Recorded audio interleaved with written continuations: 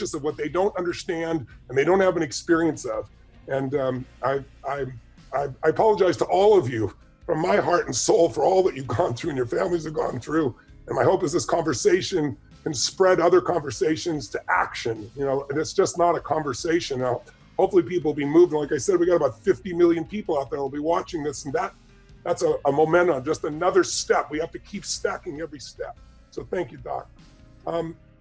Bishop T.D. Jakes, you're a force of nature, brother. I love you dearly. I love what your life is about. Many people probably don't know that you've not only, coached and counseled so many people through funerals and through this kind of pain, but also that you've also experienced it in your own family. If I remember correctly, it was your grandfather that was murdered, and while your grandmother was pregnant, if I remember right. That's right. That's right.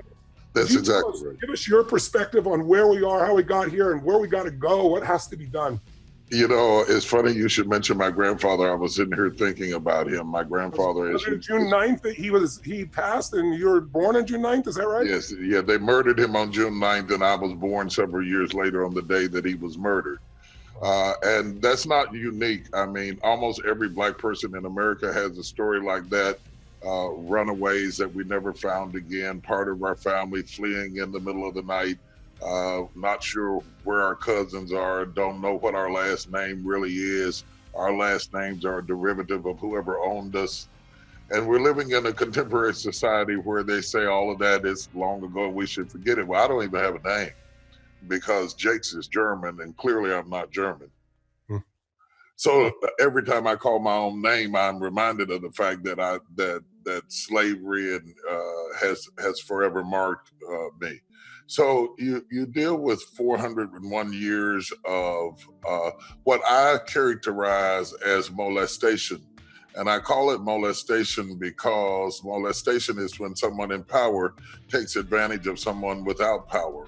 And that's what we're talking about today. Whether you're talking about the way the police act out on the street, or whether you're talking about the DAs, or whether you're talking about false autopsy reports, we're talking about how we handle power. I'd like to divide racism from injustice because they're often used interchangeably, but they're really not the same thing. Racism is a condition of the heart. It deals with how you feel about me. Injustice is an action, it's how you act toward me. Now, there are no legislations that can legislate how you feel about another person. If it were, we could legislate marriages back together. We could legislate all types of healing all over the world. There's not going to be any legislation made that eradicates all types of biases and racism.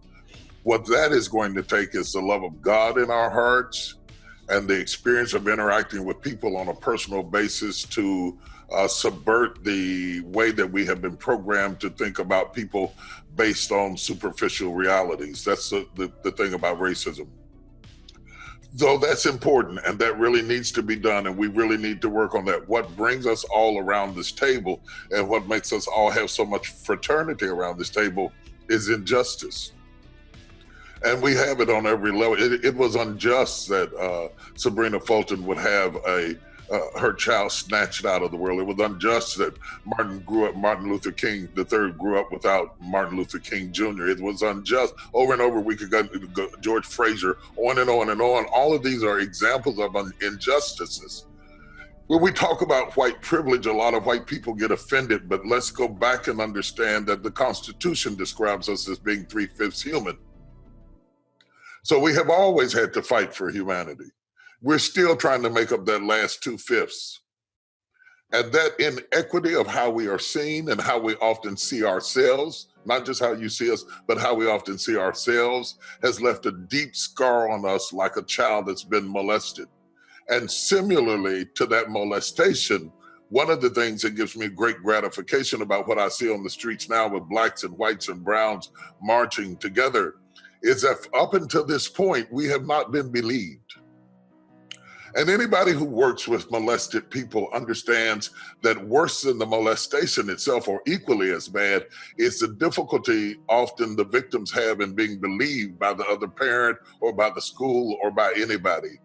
For the last 200 or some years, every time we would try to tell you what was going on, we were not believed. We were given names like race baiters. We were given names like haters, and you don't love your country because you bowed a knee, and I'm so insulted that you could bend your knee.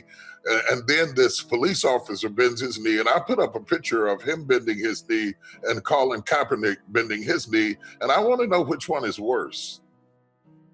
If you can be that enraged about somebody who did a peaceful demonstration, just trying to tell you, hey, we're over here being molested on the street. It's not that. And let's be clear, Tony, we are not saying that all of our people are right or good, don't make mistakes, and don't need to be arrested. That's not true at all. We all know that's not true. What we are saying is we are people too, and we should not be tried and executed on the sidewalk. This notion of trying and executing us on the sidewalk and going away and having coffee and donuts it makes you so disgusted and so angry. And how do I convince my children of that other 2/5 of humanity that has been compromised in the country that we love, when every day they wake up to illustrations that my parents thought were gone with Dr. King? And here we are again, singing the same songs, even in the same key that Dr. King sung them in when I was a little boy, watching on a screen that looked like a bifocal lens. The reality today is that we have to grapple with this, and it is not just we have to change the way we vote. We have to change. We need the support of CEOs to stop funding candidates who do not have a serious Black agenda to bring up equality and righteousness and justice. Do not fund them just because you get a tax advantage. We need CEOs who will create job opportunities for returning citizens, because our criminal justice system is rigged. And once it has been rigged, we come out to a rigged system where we can't get an apartment, we can't get a place to stay, and we can't get a job. And we have no training, and we've been locked up for years and sometimes executed by the criminal justice system, not just on the street, but in the electric chair, in the gas chamber, lethal injection, and oops, I got it wrong doesn't get us back. We need people to recognize that turning us over to a system that denies us that other 2/5 of humanity and equality is like turning us over to the slave masters that we were running from in the first place. This is real for me. I grew up going to colored bathrooms and drinking from colored water fountains and watching my father go to the back door of restaurants